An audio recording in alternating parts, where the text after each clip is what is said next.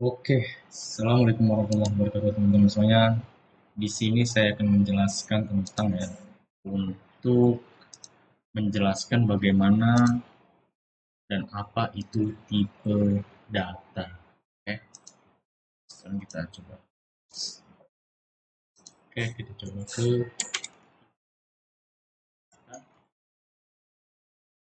data.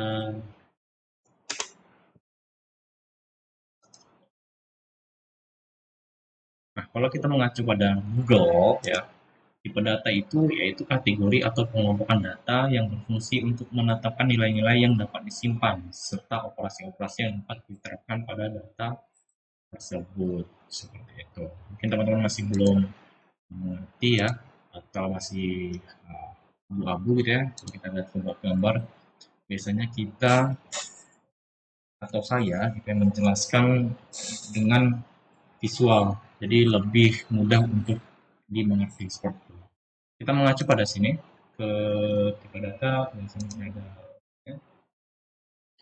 Kita mengacu pada web dari div Telkom ini Telkom University ya .ac.id, sorry.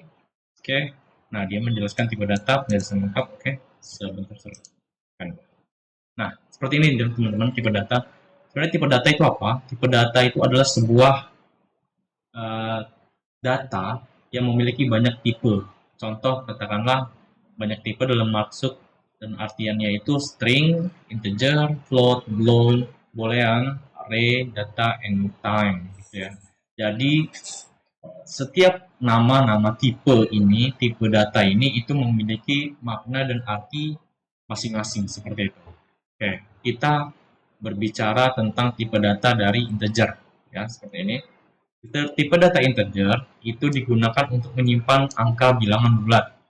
Contoh, katakanlah 1, 2, 3 dan seterusnya. Ya. Kemudian, untuk float, ya floating point ya, bacanya, float atau double gitu ya.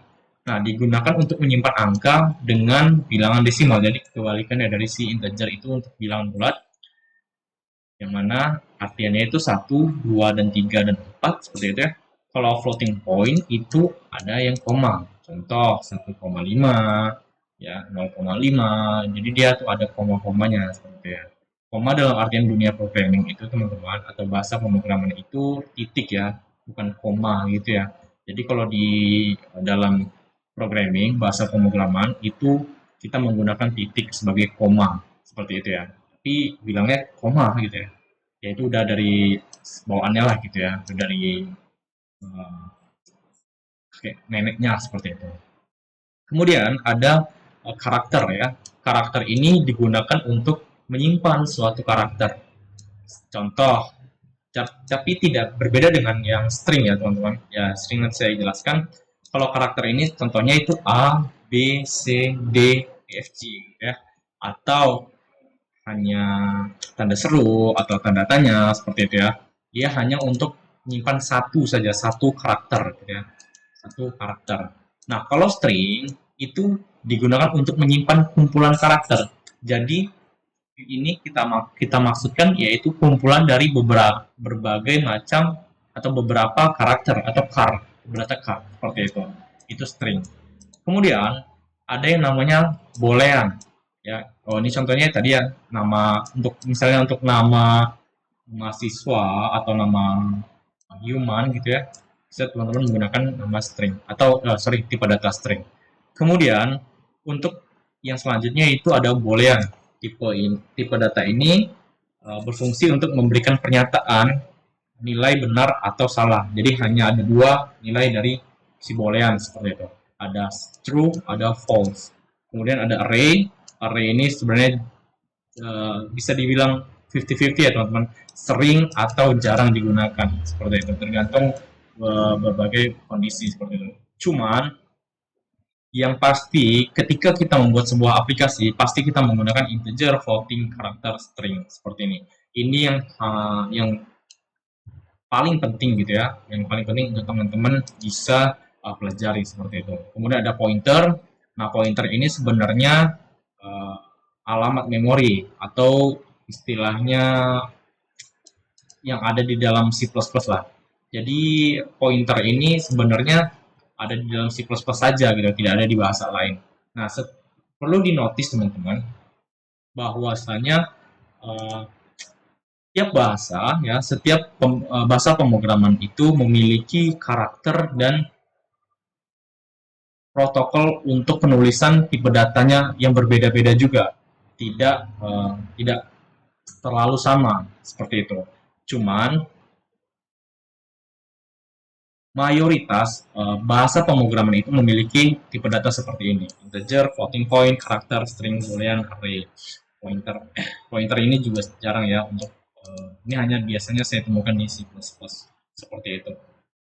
Oke, kemudian selain untuk membedakan ini bilang bulat, ini bilang koma, apa saja perbedaan yang paling mencolok gitu ya di dalam tipe data ini? Katakanlah penyimpanan memorinya, teman-teman. Katakanlah kita sini sebentar ya. Oke, kita cari untuk nah seperti ini. Nah, kita bisa coba yang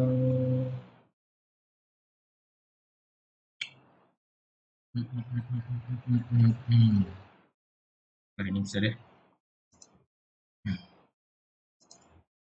Oke, kita coba ke mencari tutorial programming WordPress.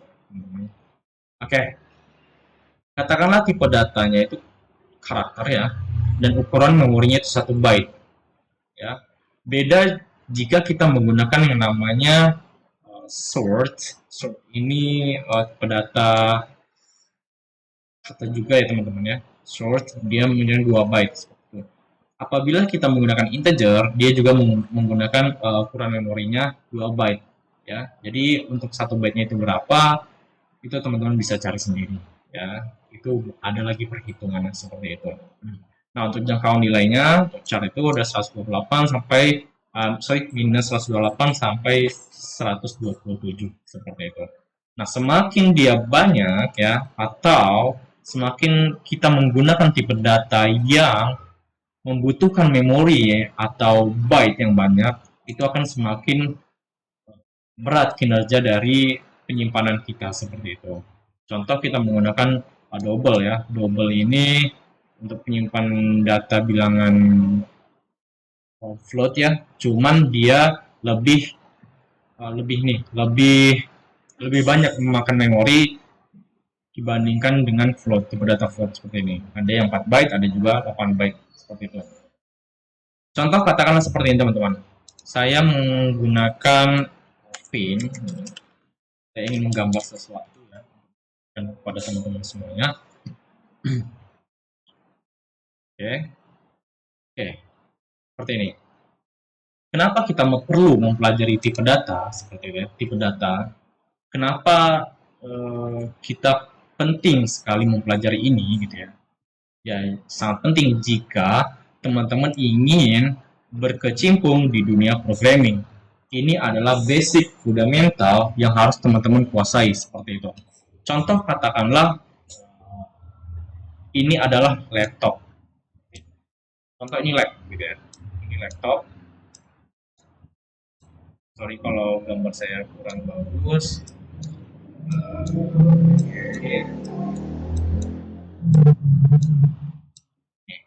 Ini keyboardnya. Ini laptop.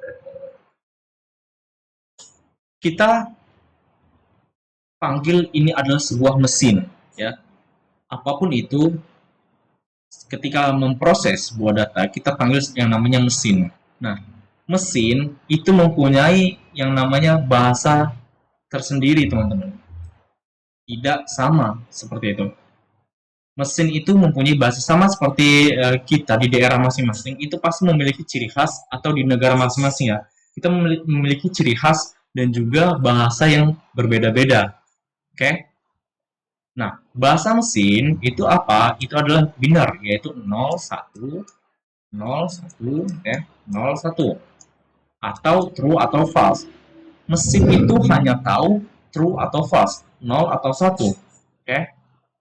Lah, terus gimana caranya kita bisa memerintah atau berkomunikasi setidaknya ya dengan kata lain berkomunikasi dengan yang namanya eh, manusia gitu ya. Ini orang gitu ya. Seperti ini. Oke. Gimana caranya dia atau si Budi gitu ya. Kita kita sebutnya namanya Budi. Budi ini mau memberikan perintah kepada si laptopnya. Contoh katakanlah dia mempunyai mouse ya, mouse untuk menggerakkan sebuah kursor.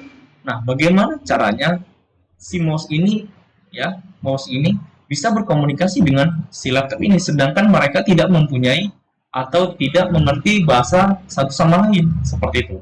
Ada yang namanya bahasa pemrograman seperti ini. Ini namanya BP gitu ya, bahasa pemrograman. Oke, bahasa pemrograman itu pasti dia memiliki protokol. Apa itu protokol? Protokol itu adalah sebuah aturan, ya, regulasi yang harus kita yang harus kita yang harus kita jalani ketika kita ingin menggunakan sebuah teknologi itu seperti itu ya. Contoh ketika teman-teman sedang melakukan upacara, gitu ya, melakukan upacara, ada yang namanya protokol upacara. Ya, mungkin orang jarang menyebutkannya, cuman protokol itu adalah sebuah aturan yang harus kita taati seperti itu. Contoh aturan dalam upacara itu apa? Yaitu menggunakan topi, ya, berbaris berbaris dengan rapi, kemudian menggunakan dasi. Itu contoh basicnya teman-teman. Ya, nah di dalam bahasa pemrograman itu ada namanya protokol juga. Ya, kita bisa menggunakan yang namanya integer atau bahasa pemrograman seperti ya kita bisa namanya perulangan atau for gitu ya, banyak sekali teman-teman, dan yang lainnya atau percabangan gitu ya. Oke, jadi dengan adanya bahasa pemrograman ini kita bisa berkomunikasi ya dengan si mesin lewat bantuan terjemahan dari bahasa pemrograman. Jadi sekarang itu saling mengerti si bahasa pemrograman atau mesin atau si laptop kita ya, mesin kita itu mengerti bahasa pemrograman seperti ini. Kemudian manusia itu mengerti bahasa pemrograman. Begitu pula sebaliknya, ya. Jadi dengan adanya bahasa pemrograman itu menjadikan kita bisa memerintah, ya, memerintah si laptop kita seperti itu. Itu contoh kecilnya teman-teman. Semoga teman-teman bisa mengerti seperti itu. Oke, sekarang kita masuk ke tipe data ya teman-teman. Apa kaitannya dengan memori? Contoh katakanlah teman-teman hanya ingin menyimpan sebuah data satu ya atau dua seperti ini, satu atau dua.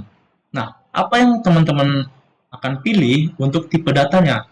Pasti integer dan juga kalau untuk tipe data, bentar ya, saya cari dulu. Tipe data integer, tipe data bilang bulat nih. Sebentar saya cari untuk tipe data bilang bulat. Tipe data, jangan bulat. Ada yang namanya double, ya double. Ini pecahan ya, pecahan, kemudian ya sebentar.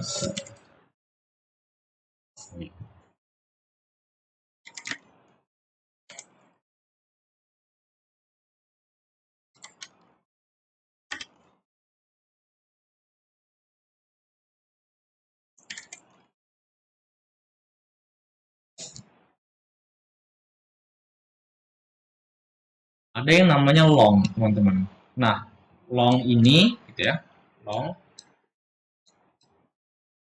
Nah, apa perbedaan antara kedua integer dan long? Yaitu ukuran memorinya, teman-teman. Ketika, ya, ukuran memorinya dan juga rentang nilainya. Ketika kita hanya ingin menyimpan sebuah data berupa satu, ya, satu saja, satu gini. Nah, yang harus kita gunakan itu adalah sebenarnya integer. Ini integer, teman-teman, harus integer. Nah, kenapa kita tidak bisa menggunakan long? Bisa tidak kita menggunakan long?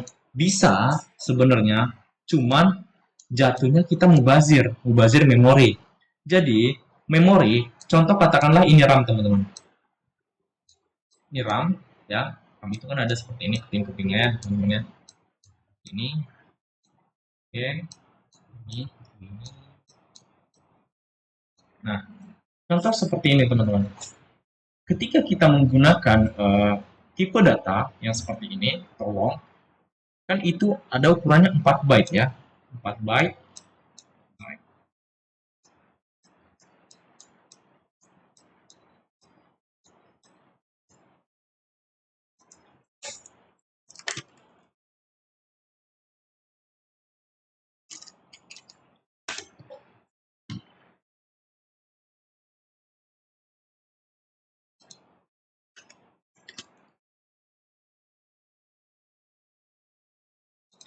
Sebentar, saya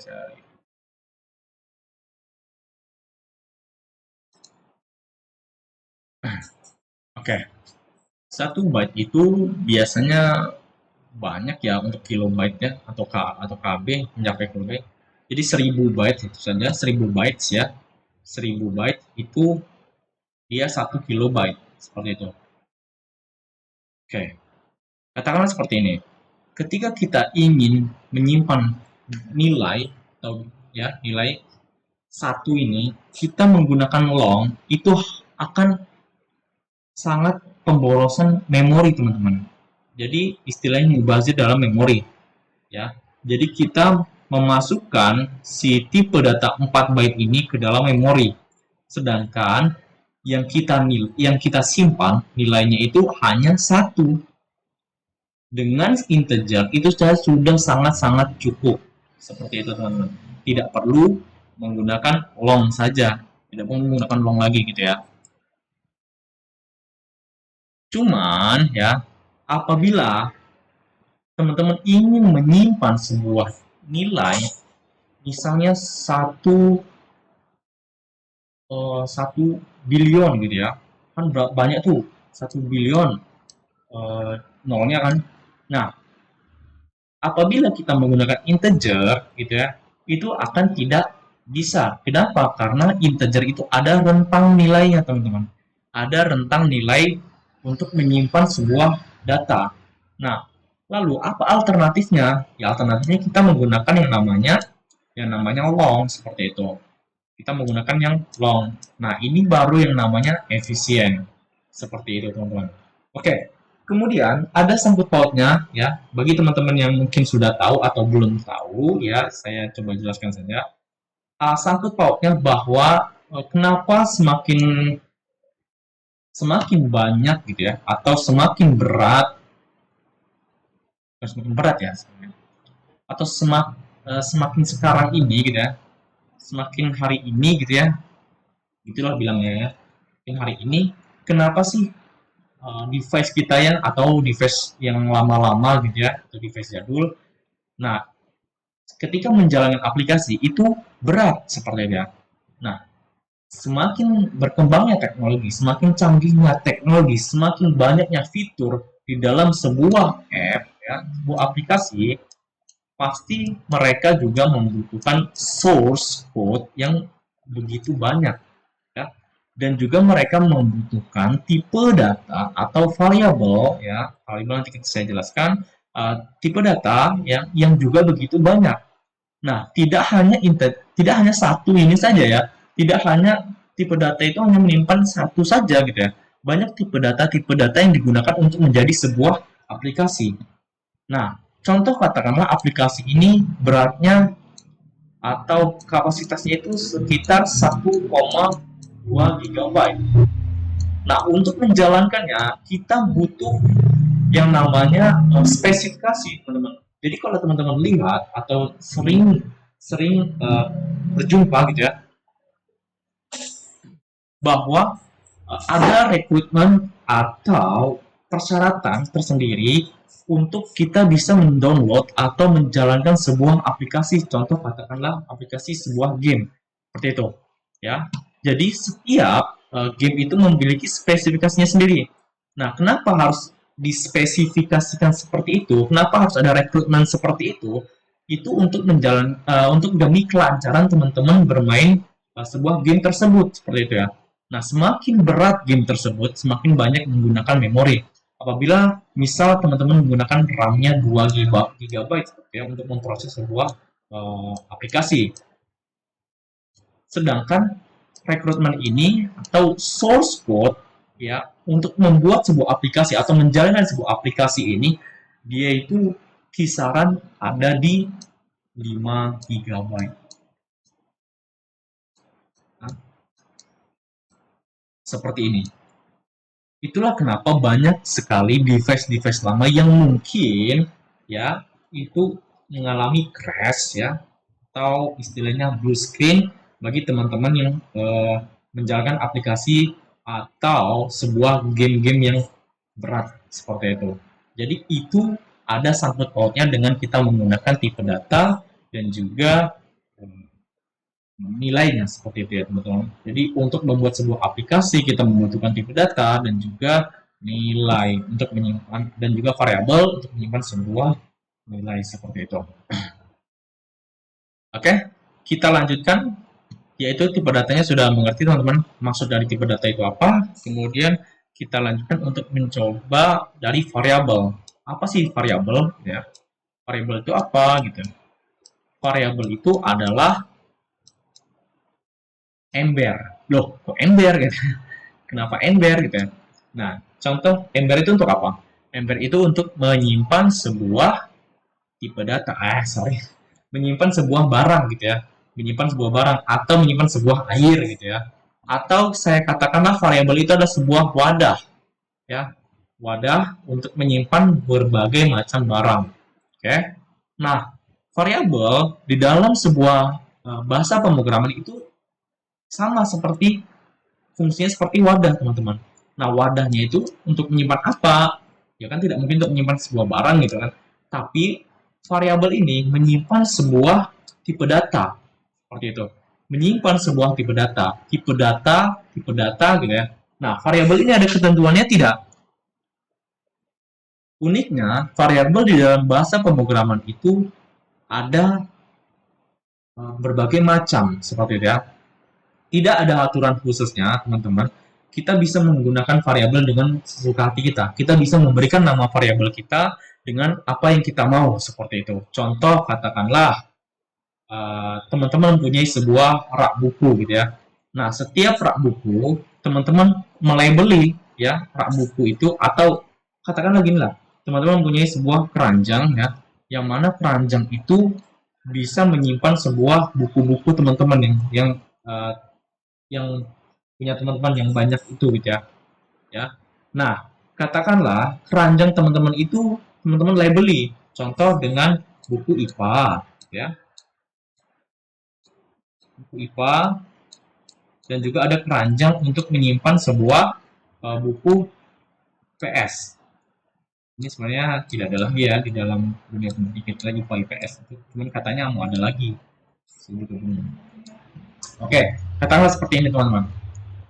Nah, ketika teman-teman menyimpan sebuah buku IPA, teman-teman akan tahu wadahnya itu di mana, gitu ya. Jadi kita memberikan nama label dari si variabel ini sesuai kemauan kita. Tidak ada aturan khusus, tidak ada ketentuan khusus seperti itu. Sama seperti di bahasa pemrograman. Contoh, variabel ini sebenarnya hanya namanya saja, teman-teman. Ketika kita menggunakan sebuah tipe data, ya, contoh katakanlah kita menggunakan integer. Integer. Nah, di belakangnya itu nama variabel, teman-teman. Nama variabelnya.